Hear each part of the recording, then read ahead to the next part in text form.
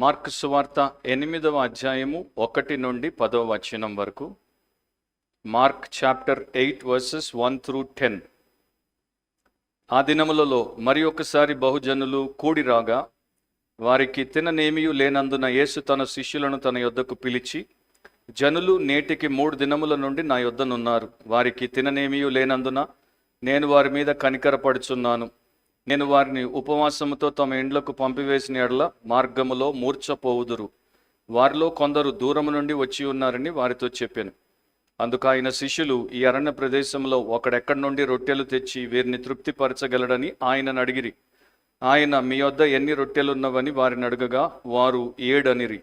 అప్పుడు ఆయన నేల మీద కూర్చుండుడని జనులకు ఆజ్ఞాపించి ఆ 7 రొట్టెలు పట్టుకొని కృతజ్ఞతాస్తుతులు చెల్లించి విరిచి వడ్డించుటకై తన శిష్యులకు ఇచ్చెను. వారు జనసమూహమునకు వడ్డించిరి.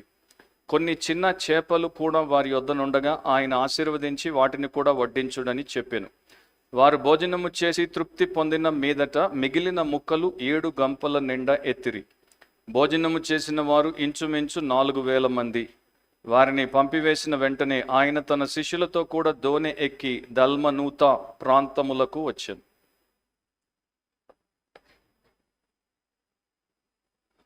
పరిశుద్ధుడైన మా తండ్రి, మీ వాక్యము పరిశుద్ధమైనది. మీ వాక్యము మీ చిత్తమును మాకు బయలుపరిచేది, మీ కార్యములను మాకు తెలియజేసేది, మమ్మను మీ కొరకు సిద్ధపరిచేది, రక్షణ లేని వారిని రక్షించేది, రక్షింపబడిన వారిని రూపాంతరపరిచేది, అండ్ రక్షింపబడి రూపాంతరపరచబడుతున్న వారిని నీ రాకడ కొరకు రగిల్చి నీలో నీ కొరకు బ్రతుకింపచేసేది. ఆ ప్రకారం మరల మాలో కార్యము చేయమని యేసు ప్రభు శ్రేష్ఠ నామమును అడిగి ప్రార్థిస్తున్నాం తండ్రి, ఆమేన్. కూర్చోండి. దేవుడి వాక్యమును భయముతో వినండి, భక్తితో వినండి, శ్రద్ధతో వినండి, ఆసక్తితో వినండి. మీ హృదయం తెరిచి, మీ యొక్క బైబిల్ తెరిచి, మీ కన్నులు తెరిచి దేవుడి వాక్యాన్ని వినండి. సో మార్కు సువార్తలో 8వ అధ్యాయానికి వచ్చేసాం. దాన్ని బట్టి దేవుడికి స్తోత్రం. 8వ అధ్యాయంలో మొదటి 10 వచనాలు మనం ఈ రోజున క్లుప్తంగా ధ్యానిస్తాం. మీకు జ్ఞాపకం ఉండి ఉంటే 6వ అధ్యాయంలో యేసుక్రీస్తు ప్రభు 5,000 మంది పురుషులు ఇతర ప్రజలకు ఆయన రొట్టెలు చేపలు పంచి వారి యొక్క ఆకలిని తృప్తిపరిచాడు. సో 6వ అధ్యాయంలో యేసు వారికి భోజనమును పెట్టాడు. మరలా 8వ అధ్యాయంలో యేసు వారికి భోజనం పెడుతున్నట్టు దేవుడి వాక్యంలో 10 వచనాల్లో ఈ విషయం రాయబడింది. కొంతమంది కనిపించవచ్చు రెండవసారి అవసరమా అని. ఇంగ్లీష్లో ఒక మాట అంటారు, repetition is the mother of learning అని. అంటే పునరావృతము అభ్యాసానికి తల్లి. ఏదైనా మనము మరలా ఎందుకు వింటాము, ఎందుకు చదువుతాము, ఎందుకు రాస్తాము, ఎందుకు చేస్తామంటే అది మనకు నేర్పించే అభ్యాసము గనుక. చిన్నప్పుడు పిల్లలకి ABCDలు నేర్పినప్పుడు పలక బలపం ఇస్తాము. వారిని ఇట్లా 5 సార్లు లేకపోతే ఇట్లా 10 సార్లు సేమ్ థింగ్ రిపీటెడ్గా రాయిస్తాం. అట్లా వారు నేర్చుకుంటారు. మనిషి ఏదైనా ఒక్కసారి చేస్తే నేర్చుకోడు, పదే అదే పనిని చేసినప్పుడు నేర్చుకుంటాడు. కనుక దేవుడు తన వివిధ విషయములను ఆయన తన ప్రజలకి నేర్పించాల్సి వచ్చినప్పుడు కొన్నిసార్లు ఆయన ఇదే రెపిటేషన్ అనేటువంటి విషయాన్ని వాడతాడు. మొదటి అద్భుతములో శిష్యులకు దేవుడు కొన్ని పాఠములు నేర్పించాడు. ఈ 2వ అద్భుతములో మరికొన్ని పాఠాలు వారు నేర్చుకోవాల్సి ఉంది కనుక వారికి ఈ 2వ అద్భుతం కూడా అవసరమై ఉండింది. నా వాక్యం ప్రకారం అందరికీ కావలసినటువంటి అక్కడ ఉన్నటువంటి ఒక పాఠం ఏంటంటే 6వ అధ్యాయంలో యేసు ప్రభు చేసినటువంటి మొదటి అద్భుతము యూదుల ప్రాంతంలో యూదులకి మాత్రమే ఆయన చేశాడు. 8వ అధ్యాయంలో ఆయన చేసినటువంటి 2వ ఫీడింగ్ మిరకల్ అంటే 2వ ఆహారమును వారికి పోషణగా ఇచ్చినటువంటి అద్భుతంలో అన్యుల ప్రాంతంలో అన్యుల కొరకు ఆయన చేశాడు. సో ఆయన ఏం చెప్తున్నాడు, యూదుడైనా అన్యుడైనా ప్రపంచంలో ఉన్నటువంటి ప్రతి మానవుడికి జీవాహారపు రొట్టెను నేనే, నా ద్వారానే వారు ఆహారమును పుచ్చుకుంటారు, నన్ను బట్టే వారు తృప్తి చెందుతారు, అండ్ నా ద్వారానే వారికి నిత్యాశీర్వాదం కలుగుతుంది. మార్క్ ఏం చేస్తున్నాడంటే యూదులు యేసుకు వ్యతిరేకంగా ప్రతిఘటించారు, రెసిస్టెన్స్ని చూపించారు. అంత ఎక్కువగా అన్యులు యేసుకు వ్యతిరేకతను చూపించుట లేదు. అన్యుల్లో రిసెప్షన్ ఉంది, అంటే వారు అంగీకరిస్తున్నారు యేసును, యేసు బోధను, యేసు కార్యములను, కానీ యూదులు దాన్ని వ్యతిరేకిస్తున్నారు అనేటువంటి వ్యత్యాసాన్ని కూడా మనకి ఇక్కడ చూపిస్తాడు. సో ఈరోజు మన అంశము యేసు తన ప్రజల పట్ల శ్రద్ధ వహించును. యేసు తన ప్రజల పట్ల శ్రద్ధ వహించును. Jesus cares for his people. Jesus cares for his people. ఆ వచనాల్లో 2 పాయింట్స్ మనకి ప్రధానంగా ఉన్నాయి. వాటిని నేను చెప్తాను, మీరు రాసుకునేవారు రాసుకోవచ్చు. మొదటిది the problem of the multitude. The problem of the multitude, జన సమూహములకున్న సమస్య. మొదటి 4 వచనాల్లో జన సమూహములకున్న సమస్య. సో అక్కడ వచనం వెంబడి వచనం మనము ధ్యానించినప్పుడు మొదటి వచనాన్ని గమనించండి. ఆ దినములలో మరి ఒకసారి బహుజనులు కూడి రాగా వారికి తిననేమియు లేనందున యేసు తన శిష్యులను తన యొద్దకు పిలిచి. సో మార్క్ వివరాలు ఇవ్వడు, మనకి తెలుసు ఆ దినములలో అన్నాడు. ఏ దినములో మనకి తెలియదు, కాకపోతే మనము పైన ఉన్నటువంటి భాగముతో దాన్ని తీసుకుని కలిపి చూసుకుంటే ఆయన దెకపొలి ప్రాంతానికి వచ్చాడు. దెకపొలిలో ఆయన అన్యుల ప్రాంతంలో గలిలయకి కొంత దూరంలో సమీపంగానే వచ్చినప్పటికీ ప్రాముఖ్యంగా దెకపొలి అన్యుల ప్రాంతంలో ఉన్నాడు. ఆ ఉన్న దినాల్లో అన్నమాట. అండ్ అక్కడికి మరొకసారి బహుజనులు వచ్చారు. ఇది 6వ అధ్యాయంలో యేసు ప్రభు చేసినటువంటి అద్భుతములో మనకి కనబడేటువంటి జనముల గురించి మనం ఏం చూస్తాము. అక్కడికి మరి చాలామంది 34లో గొప్ప జన సమూహము అని ఉంది, గ్రేట్ మల్టిట్యూడ్ అని ఉంది. ఇక్కడికి కూడా బహుజనులు వచ్చారు. కాకపోతే మరోసారి వచ్చారంటే ఇది 2వసారి అనేది సూచిస్తూ ఆయన చెప్తున్నాడు. సో వారికి తినడానికి ఏమీ లేదు గనుక వారు యేసు సన్నిధిలో ఉన్నారు గనుక యేసు వారికి సహాయము చేయదలిచాడు. అందుకని తన శిష్యులను పిలిచి వారితో ఆయన మాట్లాడుతున్నాడు. అది సందర్భం అన్నమాట. సో ఇప్పుడు ఈ అన్యుల ప్రాంతంలో యేసు ప్రభు అంత ఎక్కువగా తిరగలేదు, ఇప్పుడే తిరుగుతున్నాడు, ఇప్పుడే పరిచర్య చేస్తున్నాడు. కాబట్టి ఆయన ఇశ్రాయేల్లో చేసినటువంటి గొప్ప కార్యములు, ఆయన చేసిన అద్భుత బోధలు అనేక ప్రాంతాలకు వెళ్ళాయి. అనేక ప్రాంతాల నుండి మనుషులు వచ్చిపోయేవారు. అది వాక్యంలో మనం చూసాము. ఒక ఆలోచన ఏంటంటే మార్కు సువార్త 5వ అధ్యాయంలో ఈ దెకపొలి ప్రాంతానికి సంబంధించి దయ్యములు పట్టినటువంటి వాడిని యేసుప్రభు స్వస్థపరిచాడు. తర్వాత అతనికి ఆయన ఒక ఆదేశమునిచ్చాడు. నీ ఇంటి వారి యొద్దకు వెళ్ళి ప్రభు నీ యందు కనికరపడి నీకు చేసిన కార్యములన్నింటినీ వారికి తెలియచెప్పమన్నాడు. సో అతడు దెకపొలి అంతా కూడా సంచారము చేసి ప్రకటింపనారంభించాడు. అందరూ ఆశ్చర్యపోయిరి అని అక్కడ రాయబడి ఉంది.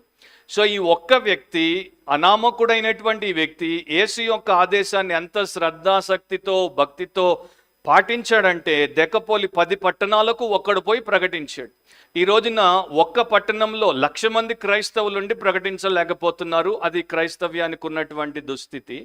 కానీ 10 పట్టణాలకు ఒక అనామకుడు పోయి ప్రకటించేశాడు. అతడు చేసినటువంటి మిషనరీ క్రియ బట్టి చాలామంది యేసును విన్నారు, కొందరు వచ్చి చూసిపోయారు. కానీ ఇప్పుడు వారి యొక్క వ్యక్తే, వారి మధ్య దయ్యం పట్టినటువంటి వాడిని ఇప్పుడు దేవుడు బట్టి సమాధుల మధ్యలో బతికేటువంటి వాడికి దేవుడు సమాజంలో క్రొత్త పాత్రనిచ్చి సేవనిచ్చేసరికి వారు ఆశ్చర్యపోయారు.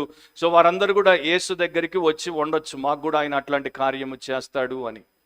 జాన్ బన్యన్ అనేటువంటి భక్తుడు పిల్గ్రిమ్స్ ప్రోగ్రెస్ అనేటువంటి పుస్తకాన్ని రాసినటువంటి వ్యక్తి, ఆయన ఒకసారి బయటికి వెళ్తున్నప్పుడు ఎండ ఉన్నప్పుడు అదే ఉదయము కొంతమంది 3 లేక 4 వృద్ధ స్త్రీలు రోడ్డు పక్కన కూర్చొని మాట్లాడుకుంటున్నారు. వారు మాట్లాడుకుంటున్నటువంటి విషయం ఏంటి?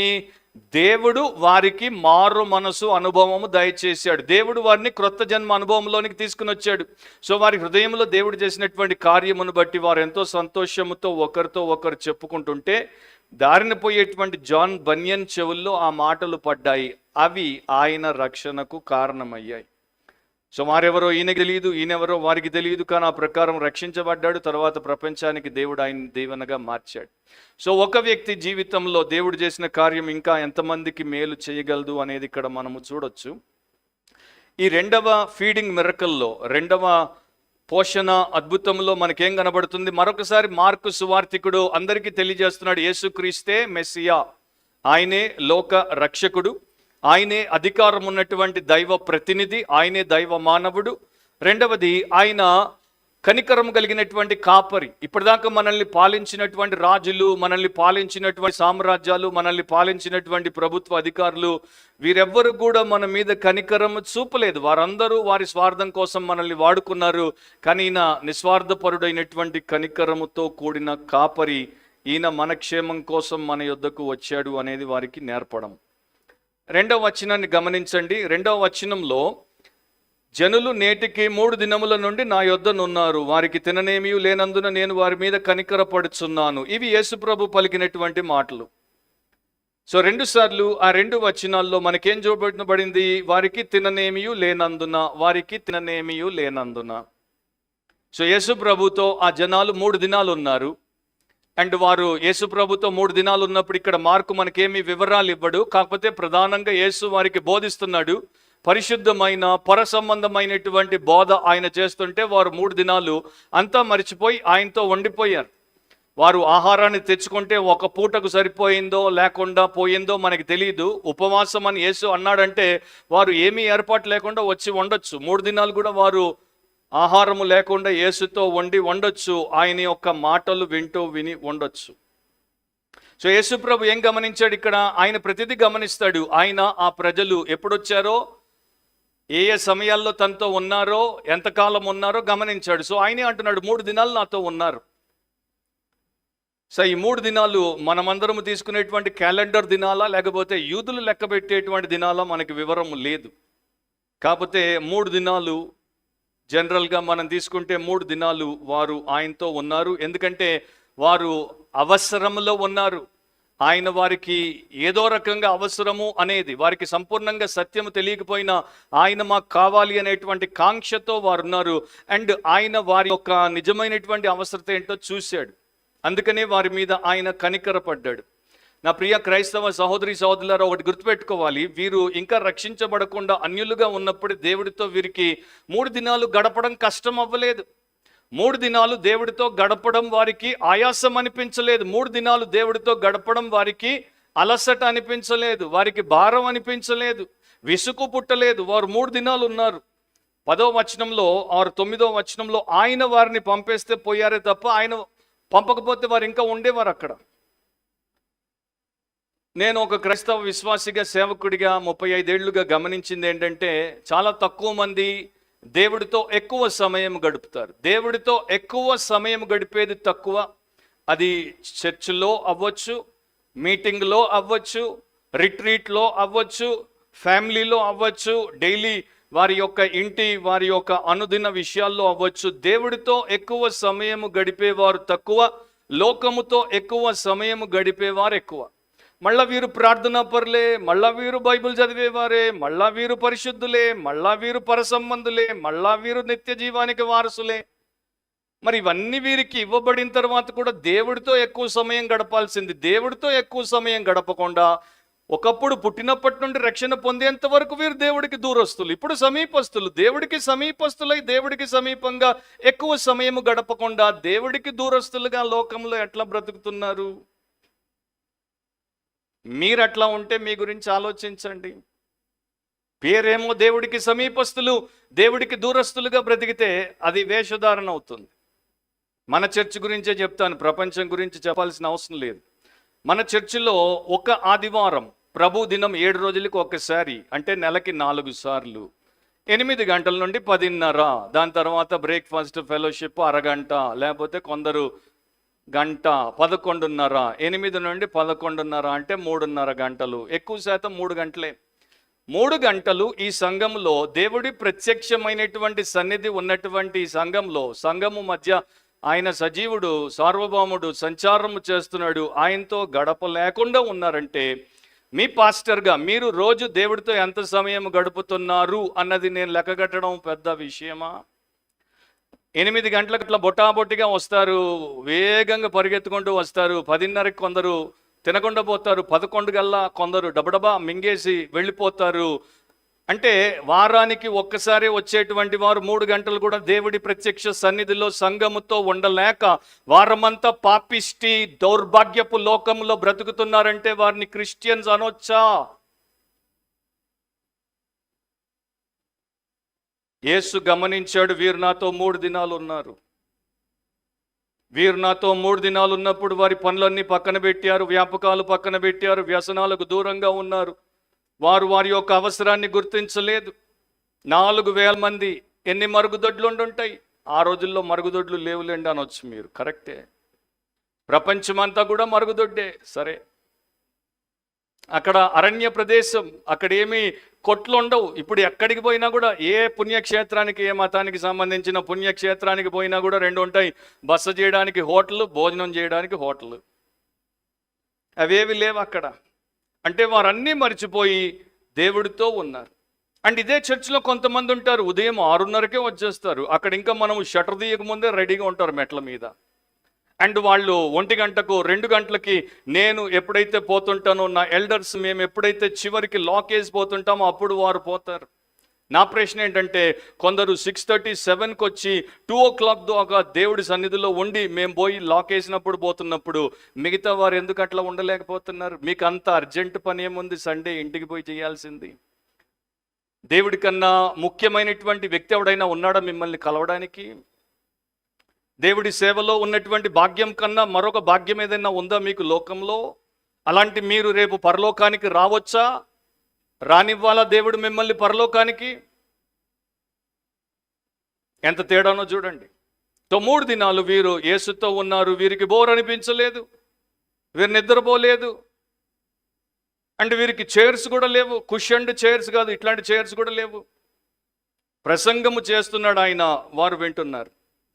సో యేసు లాంటి ప్రసంగికులు పుట్టరు, అది మనకి తెలుసు. కాకపోతే ఎక్కువ మందికి ఎక్కువసేపు వారు ప్రసంగం చేస్తున్నప్పుడు మనుషులను అటెన్షన్లో పెట్టడం, శ్రద్ధతో వినిపించే స్థితిలో పెట్టడం చేత కాదు. అపోస్తులైన పౌలు గురించి కూడా బైబిల్లో ఒక మాట రాయబడి ఉంది. అపోస్తుల కార్యములు 20వ అధ్యాయంలో 9వ వచనం.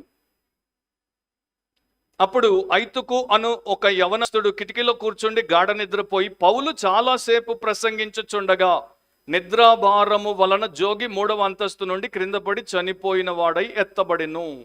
సో పౌలు సాయంత్రం ఆరాధన ప్రారంభమైంది, రాత్రి వరకు చాలాసేపు ప్రసంగం చేస్తుంటే ఈ యొక్క ఐతుకు 3వ అంతస్తులో కిటికీలో కూర్చుని ఉన్నాడు, నిద్రపోయాడు, కింద పడ్డాడు, చచ్చిపోయాడు. మీటింగ్కి అంతరాయం.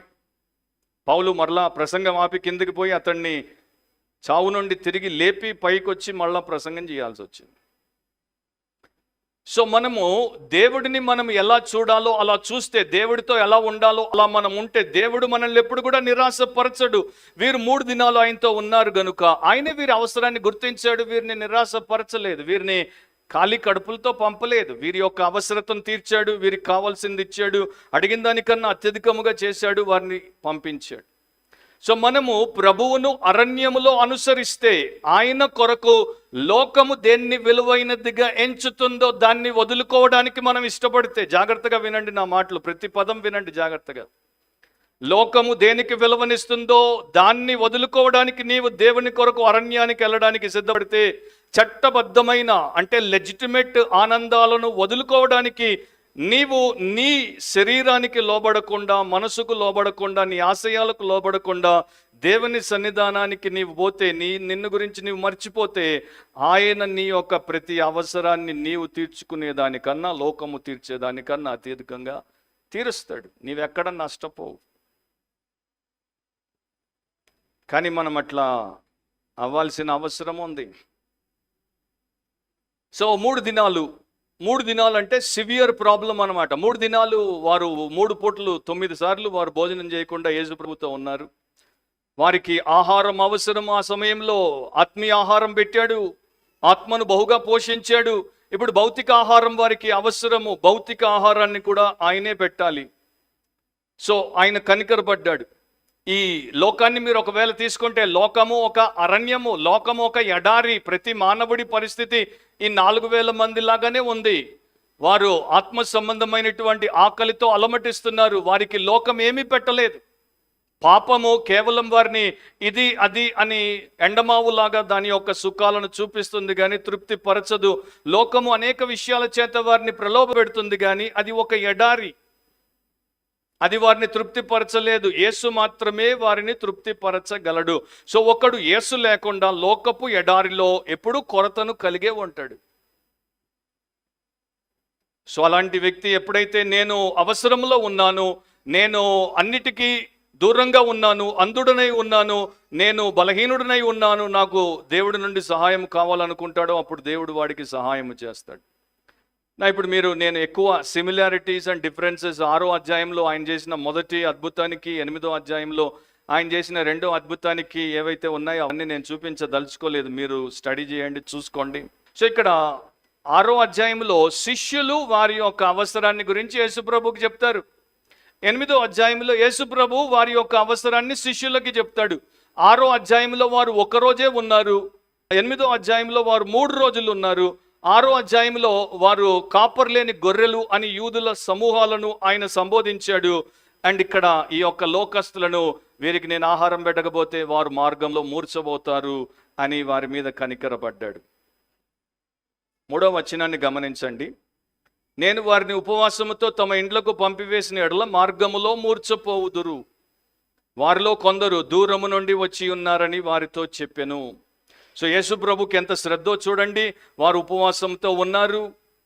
వారు రోజు రోజుకి శారీరకంగా ఆహారం లేక, సరిగా నీరు లేక బలహీనమయ్యారు. సో ఈ స్థితిలో నేను వారిని ఇండ్లకు పంపలేను, పంపితే వారు ఇళ్ళు చేరరు, మార్గంలోనే మూర్చబోతారు, వారు బలహీనమైపోయారు.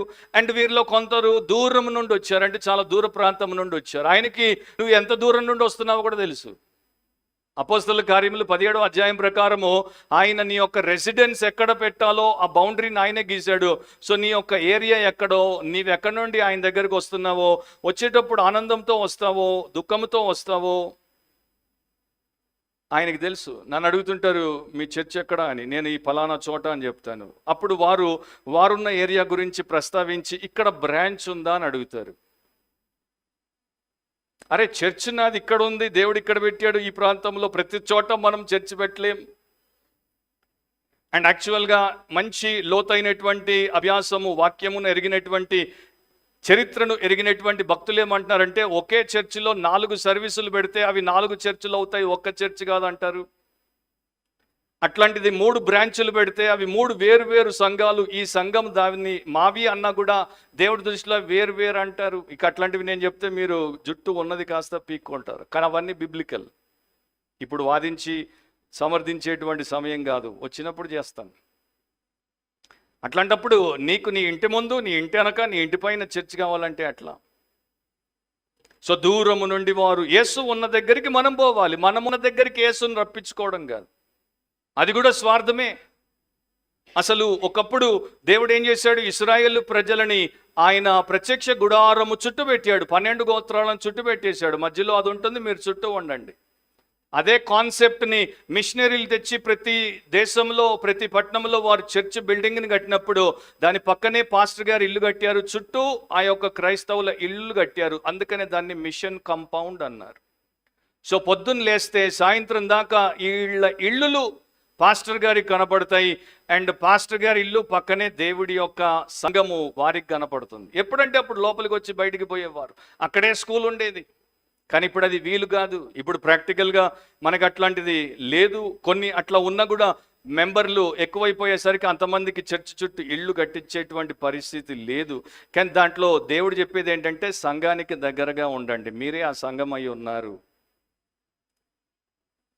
సో వీళ్ళందరూ యేసుతో ఉన్నారు. వీరిలో కొందరు దూరం నుండి వచ్చారు. దానికి బిబ్లికల్గా మనం చెప్పాలంటే డ్యూటరానమీ 29:22, ద్వితీయోపదేశ కాండం 29లో 22వ వచనం ఇట్లా ఉంది.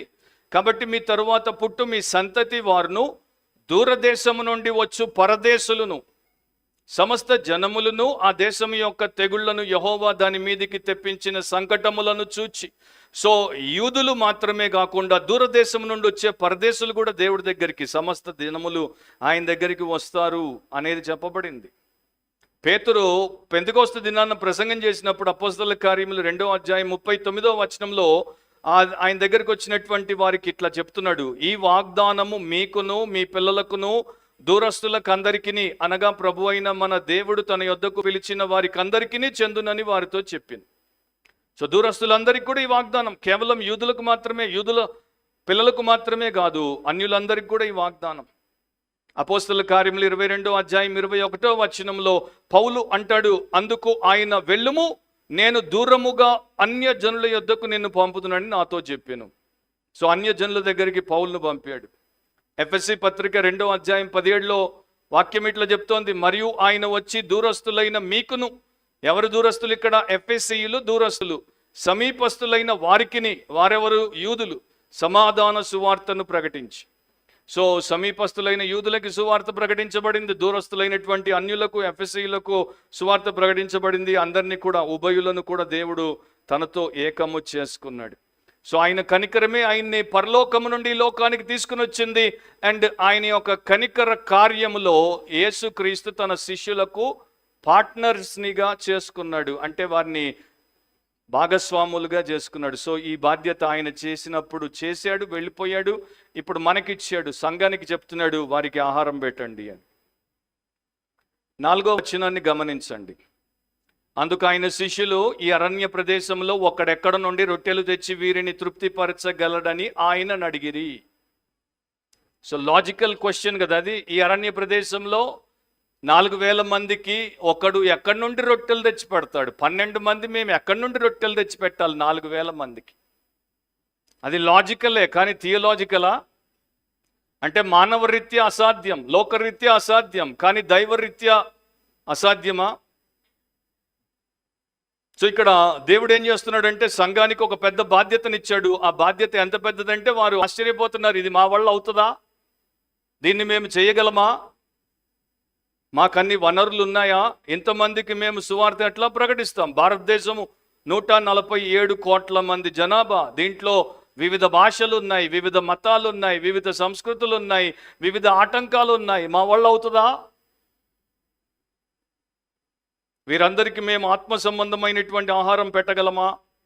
కానీ 6వ అధ్యాయం 37లో ఆయన చెప్పాడు, మీరు వారికి భోజనం పెట్టుడనగా. ఊరికే చెప్తాడా దేవుడు? మనము చెయ్యలేంది మనకు ఊరికే చెప్తాడా? మీరు వారికి భోజనం పెట్టండి. ఊరికే చెప్పాడు, సర్వలోకానికి వెళ్ళి సర్వ సృష్టికి మీరు సువార్త ప్రకటించండి. 2000 సంవత్సరాలు అయింది. ఎవరికైతే ఆయన ఇచ్చాడో ఆజ్ఞ, ఆ మొదటి అపోస్తలు తప్ప మిగతా వారిలో చాలామంది నమ్మకంగా లేరు. అయినా పరలోకం నుండి ఏ దేవదూతలైతే సువార్త చెప్పడానికి, సువార్త విషయంలో ఆసక్తి పరులుగా ఉన్నారో వారిని పంపలేదు. ఇంకా మనకే పెట్టాడు ఆ బాధ్యత. అండ్ వీరు 6వ అధ్యాయంలో యేసుప్రభు 5,000 మంది ప్లస్ స్త్రీలు పిల్లలకు పెట్టినటువంటి ఆహార విషయం అప్పుడే మర్చిపోయారు. అండ్ యేసుప్రభు వారిని అసలైనటువంటి సేవ కోసము అనేక రకాలుగా అనుభవాలు, పరీక్షల గుండా సిద్ధపరుస్తూ వస్తాడు. అది మనకి ఇంకా 8th chapter, 9th chapter, 10th chapter, 11th చాప్టర్లో కనబడుతుంది. దావీదు ఒక మాట రాశాడు, ఆయన చేసిన ఉపకారములలో దేనిని మరొకడి. వీళ్ళు అప్పుడే మర్చిపోయారు ఆయన చేసిన ఉపకారాలు. ఆయనకు అసాధ్యమైంది ఏది లేదు. ఆయన ఏదైనా చేయగలడు. ఆయన గాలిని గద్దించగలడు, సముద్రాన్ని నిమ్మలపరచగలడు, ఆయన చనిపోయిన వారిని లేపగలడు, ఆయన రొట్టెలు విస్తృతంగా 1000 మందికి పంచగలడు. కానీ అప్పుడే మర్చిపోయారు. సో మనం ఏంటంటే దేవుడు చేసినటువంటి మంచిని మర్చిపోతాం, మానవుడు మనకు చేసిన చెడును మర్చిపోం. మరొకసారి చెప్తాను, గుర్తుపెట్టుకోండి. దేవుడు మనకు చేసినటువంటి మంచిని మర్చిపోతాం. ఆయన విశేషముగా లెక్క పెట్టలేనన్ని చేశాడు, మర్చిపోతాం. కానీ ఒకడు సమాజంలో ఉన్నవాడైనా, సంఘంలో ఉన్నవాడైనా 10 ఏళ్ళు వాడితో మనకున్న సహవాసంలో ఒక్క తప్పు చేస్తే మర్చిపోరు. ఆ తప్పుతోనే వీరు సమాధికి పోతారు కానీ మర్చిపోరు. మర్చిపోకపోతే విడిచిపెట్టలేదు, క్షమించలేదు. So that is our biggest evil. మనలో ఉన్నటువంటి సిగ్గుకరమైన చెడు అదే. సో వీరు ఆయన యొక్క కొన్ని దినాల క్రితమే, వారాల క్రితమే చేసినటువంటి అద్భుతాన్ని మర్చిపోయారు. అంటే యేసుతో ఉన్నవాడు దినాలు గడుస్తున్న కొలది యేసు జ్ఞానంలో పెరుగుతుంటాడా? యేసు యొక్క సన్నిధానంలో పెరుగుతుంటాడా? యేసు సంకల్పంలో పెరుగుతుంటాడా? యేసు సామర్థ్యంలో పెరుగుతుంటాడా, తరుగుతుంటాడా? ఈరోజు నేను మిమ్మల్ని ఏం ఆన్సర్ ఇవ్వమని అడగట్లేదు, కానీ రేపు ఇవన్నీ కూడా గ్రంథములు విప్పబడినప్పుడు మీరు చేసిన క్రియల చొప్పున మీకు తీర్పుని దేవుడు ఊరికే చెప్పలేదు. ప్రతి వ్యక్తి ఆయన ముందు నిలబడతాడు. విశ్వాసి ఏ తీర్పులో నిలబడాలో ఆ తీర్పులో విశ్వాసి నిలబడతాడు. అవిశ్వాసి ఏ తీర్పులో నిలబడాలో అవిశ్వాసి ఆ తీర్పులో నిలబడతాడు. మన లైఫ్లో దేవుడు అనుమతించేటువంటి ఏ అనుభవము వేస్ట్ కాదు. మన లైఫ్లో దేవుడు నేర్పించే ఏ వచనము వేస్ట్ కాదు. మన లైఫ్లో మనం పాడినటువంటి ఏ పాటలో, బైబిల్ ప్రకారం ఉన్న పాటల గురించి అంటున్నాను, ఉన్న భావము వేస్ట్ కాదు. అవన్నీ కూడా మనల్ని ప్రిపేర్ చేస్తున్నాయి. సో ఈ యొక్క యుగపు సమస్య ఏంటి? చార్ల్స్ స్పర్జన్ ఇట్లా రాశాడు ఆయన యొక్క డివోషనల్లో, the problem of the age. ఈ యుగానికి ఉన్నటువంటి సమస్య ఏంటంటే, ఈ యుగము, ఈ లోకము ఒక అరణ్య ప్రాంతము. పుల్పిట్ల బయట కూడా ఎక్కడ చూసినా కూడా ప్రతి విషయంలో, అది సామాజిక నైతికత తీసుకోండి, రాజకీయం తీసుకోండి, వ్యాపారం తీసుకోండి, ప్రతి చోట అది ఎండిపోయినటువంటి స్థితిలోనే ఉన్నది, అవసరతలోనే ఉన్నది. సో దాన్ని తీర్చగలిగిన వాడెవడు? దేవుడే. ఎన్నో పుల్పిట్స్ నుండి మనుషులకు కావలసినటువంటి జీవాహారపు రొట్టె ఇవ్వబడట్లేదు, వారికి పొట్టు పెడుతున్నారు. ఆవులకు మంచి గడ్డి పెట్టి వాటిని చక్కగా పాలిచ్చేవిగా చేసుకోవాలి, 10 సంవత్సరాలు ఎక్కువ బతికేటట్టు చూసుకోవాలి. కానీ ఈ రోజున దుర్దశ ఏంటంటే ఆవులను వ్యాపారానికి పొట్టు పెట్టి పెంచుతున్నారు. అందుకని అవి తిన్నవాళ్ళు కూడా ముందుగానే చచ్చిపోతున్నారు. ఇంగ్లాండ్ని స్పర్జన్ రాస్తాడు, దాంట్లో 150 సంవత్సరాల క్రితము ఇంగ్లాండ్ దేశంలోనికి ఒక్కసారి ఆత్మీయ నిద్ర వచ్చేసింది. సంఘము ఆత్మీయంగా మైకంలోనికి పోయింది, కళ్ళు మూసుకుంది, జోగుతుంది, లోకము దాని చుట్టూ నశించిపోతున్న దానికి ఏమీ తెలియట్లేదు. అండ్ సాతాను మా ఇంగ్లాండ్ దేశం మీద నుండి పోతూ చూసి పక్కపక్క నవ్వుకుంటున్నాడు. అయితే దేవుడు ఊరుకుంటాడా? దేవుడు మా అవసరాన్ని చూశాడు. అండ్ ఆక్స్ఫర్డ్ యూనివర్సిటీలో ఒక యవనస్తుడిని లేవనెత్తాడు. ఆ యవనస్తుడు మరలా సత్యసువార్త ప్రకటించాడు. మొదటి సందేశంలోనే 19 మంది విద్యార్థులు రక్షించబడ్డారు. తర్వాత ఇంకొకరు ఆక్స్ఫర్డ్ నుండి ఆయనతో కలిసి ఒక ప్రార్థనా కూడిక పెట్టుకుంటే యూనివర్సిటీ వారిని యూనివర్సిటీ నుండి బహిష్కరించింది. అయితే ఏంటి, ఆ యొక్క కూడిక ద్వారా దేవుడు ఒక బలమైనటువంటి సువార్థికుడు, మెథడిస్ట్ మూవ్మెంట్కి పితామహుడైన జాన్ వెస్లీని లేపాడు. ఆయనతో పాటు జార్జ్ విట్ఫీల్డ్ని లేపాడు. అండి మళ్ళా దేశం అంతా కూడా ఉలిక్కిపడి లేచింది. సంఘము కళ్ళు రుద్దుకొని తెరిచి చూసింది. మళ్ళా దేవుడి పనిలోకి వచ్చిందని రాశాడు ఆయన. సో మన టైంలో కూడా సంఘము అట్లా రావాలి. ఇప్పుడంతా సంఘం ఏంటంటే నా ప్రాస్పరిటీ, నేను వర్ధిల్లా, నా భార్య వర్ధిల్లా, నా బిడ్డ వర్ధిల్లా, పెద్దది వర్ధిల్లా, రెండవది వర్ధిల్లా, మూడవది వర్ధిల్లా, నాలుగవది వర్ధిల్లా. నువ్వు నాశనానికి పో, నేను నా ఇంటి వారు వర్ధిల్లితే చాలు, సేవ చేస్తే కాదు. సో ఇప్పుడు ఈ యొక్క శిష్యులు వేసినటువంటి ప్రశ్న, ఇంతమందికి ఒకడు ఎక్కడి నుండి తెచ్చి పెట్టగలడు? థియాలజీ ఏంటంటే ఎవడు వల్ల అవ్వదు, కానీ దేవుడు సార్వభౌముడు. ఇశ్రాయేలు ప్రజల్ని అరణ్యంలో 40 సంవత్సరాలు ఆకాశము నుండి మన్నానిచ్చి, వారికి ఆకాశము నుండి తెచ్చి పూరిళ్లను పారేసి మాంసం పెట్టి, ఒకరోజు కాదు, ఒక వారం కాదు, ఒక నెల వారు తిన్నదానికల్లా ఎక్కువ వారి యొక్క నోట్లో నుండి, ముక్కుల్లో నుండి బయటకు వచ్చేంత పెడతానని చెప్పిన దేవుడు పెడతాడు. సో యేసు దేవుడు, ఆయనే నిజమైనటువంటి మెస్సియా అనేది మరలా రుజువు చేయడానికి. రెండవది ఏంటి అంటే, ఏ మానవుడికి ఇది సాధ్యము కాదు. అది కరెక్టే, కానీ శిష్యులు దేవుడితో ఉండి కూడా దేవుడి గొప్పతనాన్ని ఇంకా తెలుసుకోలేనటువంటి అపస్మారక స్థితిలో ఉన్నారంటే వారు ఇన్సెన్సిటివ్గా ఉన్నారు అనేది చూపించడానికి. శిష్యులు ఇక్కడ విఫలమైపోయారు, వారి హృదయం ఇంకా కఠినంగానే ఉంది, వారికి ఇంకా అర్థం కాలేదు అన్నది కూడా బహిర్గతం చేయడానికి. వెంటనే మనం చదివినటువంటి ఆ మొదటి 10 వచనాల్లో యేసుప్రభు శిష్యులను ఏమి తప్పుపట్టినట్టు, గద్దించినట్టు కనబడదు.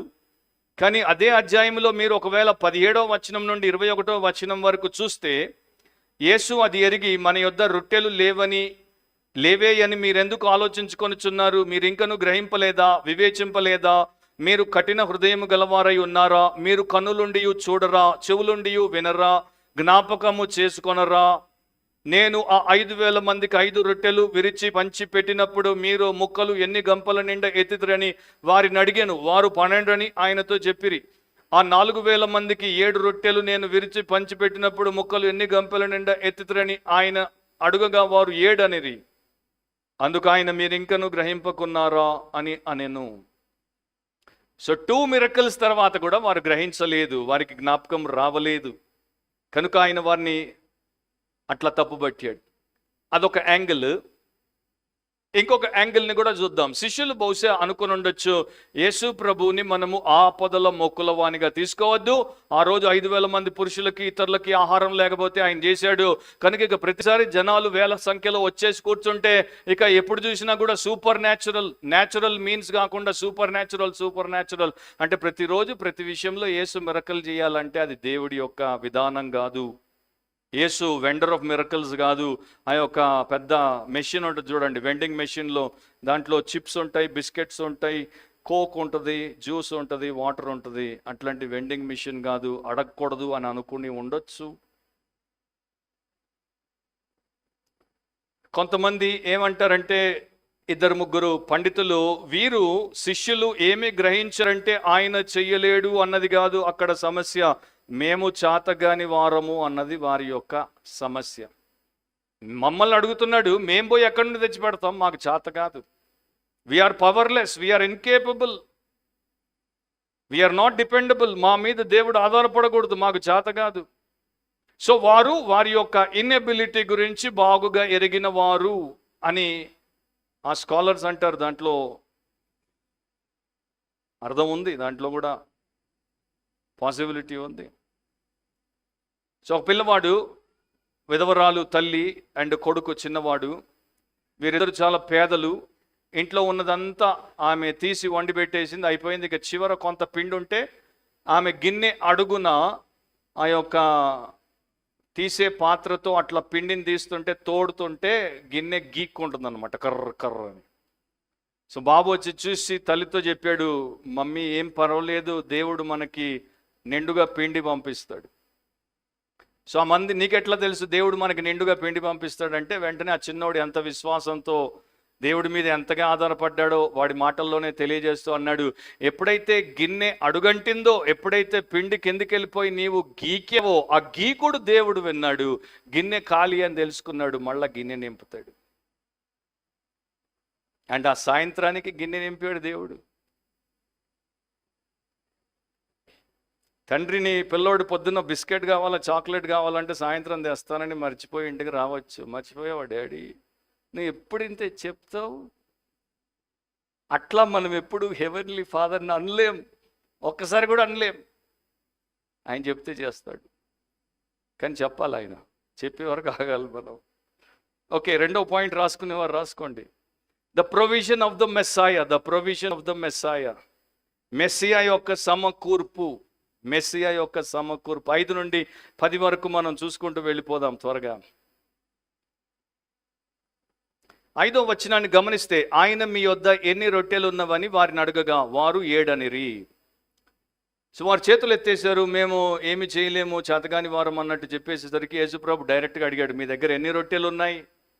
7 ఉన్నాయి. సో 6వ వచనాన్ని గమనించండి. 6లో మొదటి భాగంలో, అప్పుడు ఆయన నేల మీద కూర్చుండుడని జనులకు ఆజ్ఞాపించి. ఇప్పుడు నేరుగా రెండో మిరకల్లో వ్యత్యాసం ఏంటంటే, నేల మీద కూర్చోమని చెప్తున్నాడు. మొదటి అద్భుతంలో పచ్చని గడ్డి ఉంది, ఇక్కడ అట్లాంటిది ఏమీ లేదు. మొదటి అద్భుతంలో 50 మందిని 100 మందిని పంక్తులు పంక్తులుగా, భోజన పంక్తులుగా కూర్చుండబెట్టాడు. మిలిటరీ వేలో ఒక క్రమాన్ని పాటించాడు. ఇక్కడ అదేమీ లేదు. 4000 మందిని కూర్చోబెట్టేశాడు. వీళ్ళు యూదులు, వీళ్ళకి 50 మందికి ఒకడు, 100 మందికి ఒకడు, 1000 మందికి ఒకడు, వీళ్ళకు ఒక క్రమం ఉంది కనుక వాళ్ళని అదే పద్ధతిలో కూర్చోబెట్టాడు. వీళ్ళకి అట్లాంటిది ఏమీ లేదు కనుక వీళ్ళని డైరెక్ట్గా నేల మీద కూర్చోబెట్టేశాడు. అండ్ ఎప్పుడైతే జనులను కూర్చోమని ఆజ్ఞాపించాడో అందరూ కూర్చుండిపోయారు. సో నేల మీద కూర్చోమన్నది ఎందుకో వారికి తెలుసు. ఆహారం గురించి ఆయన మాట్లాడుతున్నాడు, శిష్యుల సంభాషణ వారు విన్నారు. సో ఎప్పుడైతే నేల మీద కూర్చోమనగానే వారు కూర్చున్నారు. ఎక్కడి నుండి వస్తుంది? వీళ్ళందరూ అవిశ్వాసులు. వీళ్ళకి ఇజ్రాయెల్లో దేవుడు ఒకప్పుడు ఆయన 40 ఏళ్ళు మన్నా పెట్టి పోషించాడు దేవుడు, వీరి దేవుడు నమ్మదగిన దేవుడు, అద్భుతాలు చేయు దేవుడు. వీళ్ళకున్న అనుభవాలు అన్యులకు లేవు గనుక వారు వెంటనే కూర్చుండిపోవడానికి ఆస్కారము తక్కువ. కానీ వారు యేసుని నమ్మారు, యేసుతో 3 రోజులు ఉన్నారు, యేసు యొక్క విశిష్టత గ్రహించారు కనుక కూర్చోమనగానే వారు కూర్చుండిపోయారు. పెడతాడు, ఎట్లా పెడతాడో తెలియదు కానీ పెడతాడు. అండ్ 7 రొట్టెలు ఆయన తీసుకున్నప్పుడు 7 రొట్టెలతో 4000 మందికి ఎట్లా పెడతాడు చెప్పండి? అయినా కూడా వారు విశ్వాసమును చూపించారు, కూర్చోమనగానే కూర్చున్నారు. వారికి తెలుసు అక్కడ వంటిల్లు లేదు, వారికి తెలుసు అక్కడ వంట వార్పు చేసే వంటవాళ్ళు లేరు, పాత్రలు లేవు, ఏమీ లేవు. అయినా కూర్చోమనగానే కూర్చున్నారు. దీన్ని ఏమంటారంటే stand and see the salvation of the lord. నిలబడి ఆయన కలిగించేటువంటి రక్షణను చూడండి. సో నీవు రక్షించబడ్డానికి నువ్వు చేయాల్సింది ఏమీ లేదు, అట్లా కూర్చో ఆయన ముందు, ఆయన నిన్ను రక్షిస్తాడు. నీకు కావలసినటువంటి వాటిని ఆయన నీకు సమకూరుస్తాడు. ఆయన విధానంలో ఆయన చెప్పింది నువ్వు చేస్తే చాలు. కూర్చోమన్నాడు కూర్చో, పొమ్మంటే పో, చేయమంటే చెయ్యి, అంతే నువ్వు చేయాల్సింది. నీ సొంత కవిత్వం ఏమీ అక్కర్లేదు. విశ్వాసంతో ఆయనకు నీవు క్రియ చెప్పినట్టు చేస్తే చాలు. సో వీళ్ళందరూ విశ్రాంతి స్థితిలో కూర్చున్నారు. అండ్ ఆయన ఇక ఏం చేస్తాడు, 6bలో 7లో ఆ 7 రొట్టెలు పట్టుకొని కృతజ్ఞతాస్తుతులు చెల్లించి విరిచి వడ్డించుటకై తన శిష్యులకు ఇచ్చాడు. వారు జనసమూహమునకు వడ్డించిరి. కొన్ని చిన్న చేపలు కూడా వారి యొద్దనుండగా ఆయన ఆశీర్వదించి వాటిని కూడా వడ్డించుడని చెప్పాను. సో 7 రొట్టెలు ప్రధానంగా కొన్ని చిన్న చేపలు. ఆ చేపల సంఖ్య ఇక్కడ చెప్పలేదు. కానీ యేసుప్రభు ఏం చేశాడు, మళ్ళీ యూకరిస్టిక్ పిక్చర్ని చూపిస్తున్నాడు. అంటే ప్రభు బల్ల యొక్క చిత్రాన్ని, సన్నివేశాన్ని చూపిస్తున్నాడు. ఆయన రొట్టెను పట్టుకుంటాడు, పాత్రను పట్టుకుంటాడు. ఒకసారి ఏమో మొదట కృతజ్ఞతలు చెప్తాడు, దీవిస్తాడు, విరుస్తాడు, ఇస్తాడు. మరొకసారి ఆయన మొదట దీవెనలు చెప్పిన తర్వాత కృతజ్ఞతలు, లేకపోతే కృతజ్ఞతలు చెప్పిన తర్వాత విరుస్తాడు, తర్వాత ఆయన వడ్డిస్తాడు. సో మార్కు ఆ క్రమంలో రాశాడు.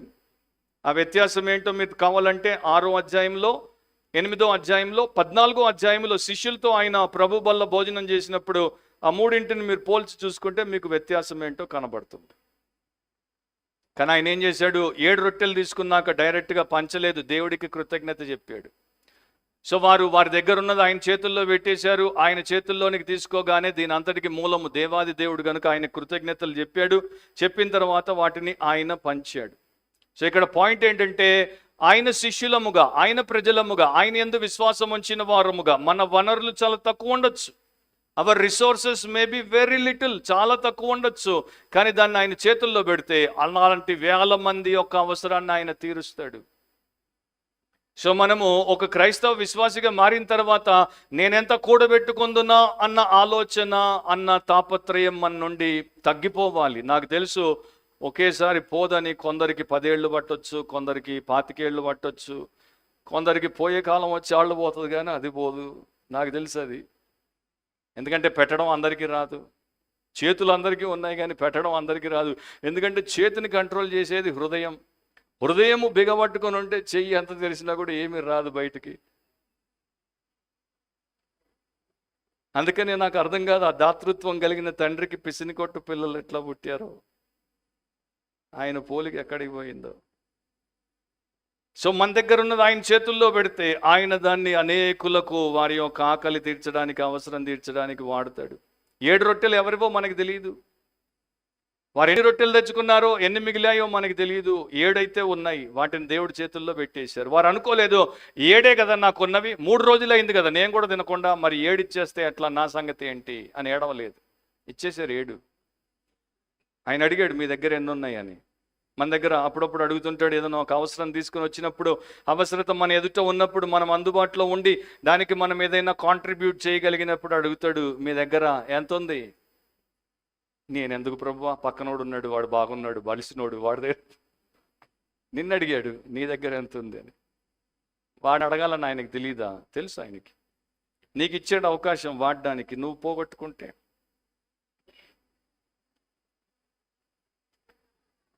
సో వారు ఆయనకి ఇచ్చేసినప్పుడు ఆయన వాటిని తీసుకొని వడ్డించాడు. 8 నుండి 10 వరకు గమనించండి. వారు భోజనము చేసి తృప్తి పొందిన మీదట, సో వారు 4000 మంది, వారందరూ కూర్చున్నారు నేల మీద. వారందరికీ యేసు విరిచి ఇచ్చినటువంటి రొట్టెలు, చేపలు శిష్యులు పంచారు.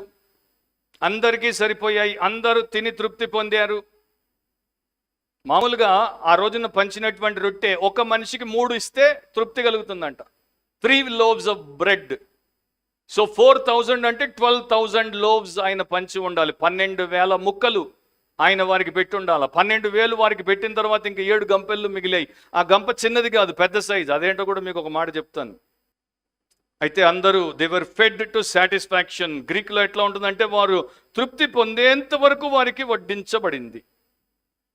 తృప్తిగా తినేంత వరకు వారికి దేవుడు పెట్టాడు. వారి ఆత్మను తృప్తిపరిచాడు, వారి దేహాన్ని తృప్తిపరిచాడు, వారిని మానసికంగా సంతోషపరిచాడు. ఇది ఒక పరిపూర్ణమైనటువంటి తృప్తి అనేది దేవుడు మాత్రమే ఇస్తాడు. విద్య ఇవ్వదు, ఉద్యోగం ఇవ్వదు, లోకంలో ఉన్నటువంటి సుఖభోగం ఇవ్వదు, ధనం ఇవ్వదు, పేరు ప్రతిష్టలు ఇవ్వవు. ఇవి అసంతృప్తిని పెంచేవి. ఎంత చదివినా ఇంకా చదవాలనిపిస్తూనే ఉంటుంది, ఎంత సంపాదించినా ఇంకా సంపాదించాలనిపిస్తుంది. మేనేజర్ తర్వాత మరి అసిస్టెంట్ జనరల్ మేనేజర్, తర్వాత జనరల్ మేనేజర్, తర్వాత వైస్ ప్రెసిడెంట్, తర్వాత చైర్మన్, సిఎండి, ఇంకా తృప్తి ఉండదు. కానీ దేవుడు పెట్టింది తృప్తిగా ఉంటుంది, దేవుడిచ్చింది తృప్తిగా ఉంటుంది. సో ఏది ఇవ్వలేంది, మీ దగ్గర ఎంత బంగారం ఉన్నా, ఎంత వెండి ఉన్నా, ఎన్ని కాసులున్నా, ఈ మనుషుల దగ్గర మూటలు ఉంటాయి. వీరు వెండి బంగారు కాసులతో అక్కడికి వచ్చారు, 3 రోజులు ఉన్నారు. అవి వారికి ఉపయోగపడలేదు, అవి వారి యొక్క బేసిక్ నీడ్ని తీర్చలేకపోయాయి, అవి వారికి రొట్టెగా మారి ఆహారాన్ని, ఆకలిని తీర్చలేకపోయాయి. సో అవి ఎందుకు పనికిరావు. ఒకడు బిలియనీర్ అయి బికారిగా చచ్చిపోవచ్చు. సో దేవుడు ఉంటే ఒక బికారి కూడా బిలియనియర్గా బతకొచ్చు. సో యేసు క్రీస్తే జీవాహారపు రొట్టె కనుక ఆయన ఈ యొక్క భౌతికపరమైనటువంటి పోషణ అద్భుతం ద్వారా ఆత్మ సంబంధమైన సత్యమును నేర్పిస్తున్నాడు. ఈ 4000కు ఆహారం పెట్టేది నేనే, ప్రపంచంలో నలుమూలల్లో ఉన్న ప్రతి ఒక్కడికి ఆత్మ సంబంధమైన ఆహారం పెట్టేది నేనే. ముగిచ్చేద్దాం. ఒక ఫ్రెంచ్ మ్యాన్, ఆయన తీసుకెళ్ళి జైల్లో పెట్టారు, గదిలో ఒంటరిగా వదిలేశారు. కొన్ని దినాలు, వారాలు గడిపోయాయి. ఆయన చాలా దుఃఖంలో, వైరాగ్యంలోనికి వెళ్ళిపోయాడు, నిరాశ నిస్పృహల్లోకి వెళ్ళిపోయాడు. సో చిన్న రాతి ముక్క దొరికితే దాన్ని తీసుకొని గోడ మీద చెక్కాడు, నోబడీ కేర్స్, ఎవడు పట్టించుకోడు. మరికొన్ని దినాలు అయిపోయాయి, కింద నేల, ఆ బండ మధ్యలో నుండి ఒక చిన్న మొలకొచ్చింది, అది పెద్దగా అయింది, అట్లా ఇంత పెద్ద సైజుకి వచ్చేసింది మొలక. చూస్తుండగానే కొన్ని దినాల్లో అది అట్లా పెరిగింది, దానికి ఒక బ్లూ ఫ్లవర్ వచ్చింది. సో వెంటనే ఆయన ఆ రాసిందాన్ని కొట్టేశాడు, నోబడీ కేర్స్ అన్నది కొట్టేసి మొత్తం కనపడకుండా చేసి దాని మీద రాశాడు గాడ్ కేర్స్, దేవుడు శ్రద్ధ వహించును. 1 పేతురు 5:7 అందుకే రాయబడింది, ఆయన మిమ్మల్ని గురించి చింతించుచున్నాడు గనుక మీ చింత యావత్తు ఆయన మీద వేయుడి. సో మిగిలిన ముక్కలు 7 గంపల నిండా ఎత్తిరి, 7 గంపలు ఎత్తారు. నా ఇప్పుడు మీరు అడగొచ్చు, 6వ అధ్యాయంలో 12 గంపలు, 8వ అధ్యాయంలో 7 గంపలు, దాని వెనకాల ఏమైనా ఉందా అంటే కొంతమంది పండితులు దాన్ని అలగరైజ్ చేశారు, ఇది ఇది ఇది అది అని చెప్పుకుంటూ పోయారు. అవన్నీ అవసరం లేదు. 12 మంది శిష్యులు ఉన్నారు కనుక 12 గంపలు ఇచ్చాడు, చెరి 1 గంప. 7 రొట్టెలు ఇచ్చారు కనుక 7 గంపలు ఇచ్చాడు. అంత చాలు మనకి, దానికి మించి ఇక్కడ ఇంకా ఏమి లేదు, వేరే సైడ్ ట్రాక్ అవ్వాల్సిన పని లేదు. కానీ ఏంటంటే ఆయన ఒక ఆత్మకున్న అవసరాన్ని తీర్చి, వారి ఆకలిని తీర్చి, తృప్తిపరిచి ఇంకా మిగులుస్తాడు అనేది దాని యొక్క సందేశం. Super abundant supply. దేవుడు ఎప్పుడు కూడా అడిగిన దానికన్నా, ఊహించిన దానికన్నా అత్యధికముగా చేయువాడు. సో 6వ అధ్యాయంలో ఉన్నటువంటి గంప వేరు, 8వ అధ్యాయంలో ఉన్న గంప వేరు. 6వ అధ్యాయంలో ఉన్నటువంటి గంప మనము వీపునేసుకుంటే ఇక్కడ దాకా వచ్చే గంప, ఇక్కడ దాకా వచ్చే మామూలుగా దాంట్లో ఈ రొట్టెలు తినుబండారాలు వేసుకొని తీసుకెళ్తారు. 8వ అధ్యాయంలో ఉన్న గంప నిలువెత్తు గంప, దాంట్లో ఒక మనిషిని పెట్టి మోసుకొని పోవచ్చు. అదే గంపలో అపోస్తులైన పౌలు మోసుకొని పోబడ్డాడు. అపోస్తుల కార్యములు 9వ అధ్యాయం 25వ వచనంలో, గనుక అతని శిష్యులు రాత్రి వేళ అతనిని తీసుకొని పోయి గంపలో ఉంచి గోడ గుండా అతనిని క్రిందికి దింపిరి. సో అంత పెద్ద గంప అన్నమాట. అంత పెద్ద గంప 7 గంపలు ఇచ్చాడు. ఒక రొట్టె కూడా నేల మీద ఆయన వృధాగా పోనివ్వలేదు. దేవుడు వృధాని ఇష్టపడడు. God will never like wastage. So దేవుడు ఆయన చేసినటువంటి క్రియల్లో ఏది వృధాగా పోనివ్వడు. దేవుడు మనల్ని సృష్టించాడు, దేవుడు మనకి సమయం ఇచ్చాడు కనుక మనము మన సమయాన్ని వృధా చేయకూడదు. దేవుడు మనకు సామర్థ్యమునిచ్చాడు, మన సామర్థ్యాన్ని వృధా చేయకూడదు. దేవుడు మనకు సొమ్మునిచ్చాడు, మన సొమ్మును మనం వృధాగా చేయకూడదు. దేవుడి కోసం దాన్ని వాడాలి. 9వ వచనంలో భోజనం చేసిన వారు ఇంచుమించు 4,000 మంది. సో 4,000 మంది స్త్రీలు, పురుషులు, పిల్లలు, పెద్దలు అందరికీ భోజనం పెట్టాడు. అందరూ తృప్తి చెందారు. వారిని ఆయన పంపించేశాడు. వారిని పంపిన వెంటనే 10వ వచనంలో ఆయన తన శిష్యులతో కూడా దోణి ఎక్కి దల్మనూత ప్రాంతములకు వచ్చాను. సో కొంతమంది స్కాలర్స్ ఏం చేస్తారంటే మార్క్ 8:1-9 వరకు ఆ భాగాన్ని తీసుకుంటారు, 10ని తర్వాత భాగానికి విడిచిపెడతారు. యాక్చువల్గా అది ఒక ట్రాన్సిషనల్ వర్స్. దాన్ని 9తో అంటే మొదటి 9తో తీసుకోవచ్చు, తర్వాత 11 నుండి 13 వరకు దాంతో కూడా తీసుకోవచ్చు. అది మధ్యలో రెండిటికి ఉపయోగపడే వచనం. సో దేవుడి చిత్తమైతే నెక్స్ట్ దాంట్లో నేను ఆ దల్మనూత గురించి 1-2 మాటలు చెప్తాను. సో ఆయన దల్మనూత అనేది మనకి ఎక్కడుందో తెలియదు, అంచనా వేశారు. అదేంటో నెక్స్ట్ దాంట్లో మనం చూద్దాం. సో ఇక్కడ ఏం చెప్తున్నాడు దేవుడు? ఈ రొట్టెల పంపకము వారిని పోషించి తృప్తిపరచడం ద్వారా గతంలో అరణ్యంలో ఇశ్రాయేలును పోషించినటువంటి దేవుడు, ప్రస్తుతము సంఘమును తన పరిశుద్ధ బల్ల ద్వారా పోషిస్తున్న దేవుడు, భవిష్యత్తులో మెస్సియానిక్ ఫీస్ట్ అంటే మెస్సియా వచ్చినప్పుడు విందు ఏర్పాటు చేసినప్పుడు యూదులు అన్యులు అందరూ కూడా దాంట్లో పాలిభాగస్తులు అవుతారు. వారందరినీ పోషించే దేవుడు యేసుక్రీస్తు అనేది నేర్పిస్తున్నాడు. ఇప్పుడు మిగిలిన వాటికి ఏదన్నా ఉందా అంటే ఒక అభిప్రాయం ఏంటంటే 12 గంపలు 7 గంపలు మిలేనియంలో మెస్సియానిక్ ఫీస్ట్లో అంటే మెస్సియా వచ్చినప్పుడు ఆయన పరిపాలన తరువాత ఏ కొరత ఉండదు, లేదు అనేది ఉండదు. ఎవరికి ఆకలి ఉండదు, ఎవరికి దప్పిక ఉండదు, ఎవరికి కన్నీరు ఉండదు, ఎవరికి దుఃఖం ఉండదు. అట్లాంటి స్థితిలో ఆయన నూతన సృష్టిలో ఫ్యామిన్ కానీ షార్టేజ్ కానీ లేకుండా చేస్తాడు. అన్నీ నిండుగా ఉంటాయి. సో యేసుక్రీస్తు శ్రద్ధ వహించువాడు, యేసుక్రీస్తు సమకూర్చువాడు, యేసుక్రీస్తే మనల్ని ఆత్మీయంగా శారీరకంగా మానసికంగా అన్ని రకాలుగా సంతృప్తిపరచువాడు. ఎందుకంటే దేవుడు ఒక్కడే చేయగలడు కనుక యేసుక్రీస్తు దేవుడు. అది మార్కు సువార్త యొక్క సందేశం. తల ఉంచండి, కళ్ళు మూసుకొని ప్రార్థనలో ఆ దేవుణ్ణి మనము కొలిచి ఆరాధించి ఆయనకి మనల్ని మనం సమర్పించుకుందాం. అండ్ నీవు ఇంకా రక్షించబడకపోతే నా ప్రియ సహోదరి సహోదరుడా, 4000 మంది వచ్చారు, 4000 మంది తిన్నారు, 4000 మంది తృప్తి చెందారు. 4000లో ఒక్కడు కూడా నాకు ఈ ఆహారం వద్దు, నేను తినకుండా ఉపవాసంతో వెళ్ళిపోతానని ఒక్కడు పోలేదు. వారందరూ వివేకమును చూపారు. ఈ రోజున యేసుక్రీస్తు జీవాహారపు రొట్టెని, ఆయనే నిత్య జీవమని, ఆయన ద్వారానే ఒక అలమటిస్తున్న ఆత్మకు నిజమైన సంతృప్తి ఇప్పుడు ఎల్లప్పుడూ అని సువార్త ప్రకటించబడుతున్నా కూడా సంఘానికి వచ్చిన సభలకు వచ్చిన ఎంతోమంది ఆకలితో వస్తున్నారు, ఆకలితోనే పోతున్నారు. అలమటించి నరకానికి తమను తాము పంపివేసుకుంటున్నారు. వారు ఎంత మోసపోయిన వారు. యేసు దగ్గరికి వచ్చిన ఏ ఒక్కడు వెనక్కి ఖాళీగా పోనవసరం లేదు. ఆకలి దప్పుకలతో బ్రతకనవసరం లేదు. తృప్తితో వాడు నిత్య జీవంలోనికి ప్రవేశించవచ్చు. అలా నువ్వు పోతున్నావంటే అది నీ యొక్క మూర్ఖత్వం, నీలో ఉన్నటువంటి మాలిన్యమే. సో ఇక్కడ ఈ సంఘంలో అండ్ రేపు యూట్యూబ్లో వినేటువంటి వారు ఏ ఒక్కరూ ఆ స్థితిలో ఉండకుండా అందరూ యేసు ఎదుట ఆయన్ని పాదాలు పట్టుకొని పాపం ఒప్పుకొని విడిచిపెట్టి ప్రాధేయపడి రక్షించబడండి. ఆయనే మీ పాపం మోసాడు, ఆయనే మీ కొరకు సిలువలో శ్రమ అనుభవించి శిక్ష అనుభవించాడు, ఆయనే రక్తాన్ని చిందించాడు మీ పాపములను క్షమించి వాటి యొక్క డాగులను తుడిచి మిమ్మల్ని పరిశుద్ధపరచుటకు మీకు వెల చెల్లించుటకు. ఆయనే చనిపోయి సమాధి చేయబడి తిరిగి లేచాడు మీ రాజుగా, మీ రక్షకుడిగా, నిత్యత్వం మిమ్మల్ని ఏలుటకు. ప్రేమగల మా తండ్రి, ఆ ప్రకారం అందరూ రక్షించబడి, అందరూ నీ వద్దకు వచ్చి, అందరూ నీ చేత పోషించబడి, అందరూ నీ యందు తృప్తులై ఉండేటట్లు మాకు సహాయం చేయండి. అంటే మేము మీ శిష్యులముగా మారిన తర్వాత మీరు మా ఎదుట పెట్టే ప్రతి విషయమునకు మేము నీకు లోబడి సేవ చేసేటువంటి వారముగా ఉంటకు సహాయం చేయండి. మా దగ్గర ఉన్నవి నీ చేతుల్లో పెడితే నీవు అనేకుల అవసరాన్ని తీరుస్తావు, ఆశీర్వదిస్తావు, నీవు మహిమపరచబడతావు, మాకు ఆ మేలు కార్యంలో పాలునిస్తావు. దాన్ని బట్టి నీ కృతజ్ఞతలు. మేము ఆ ప్రకారం ఉంటకు సహాయం చేయండి. మా మిగతా దినాలు మాలో అనేకులు మీతో ఉండునట్లు నేర్పించి నడిపించమని యేసు పరిశుద్ధ నామమున అడిగి ప్రార్థిస్తున్నాం తండ్రి. ఆమేన్.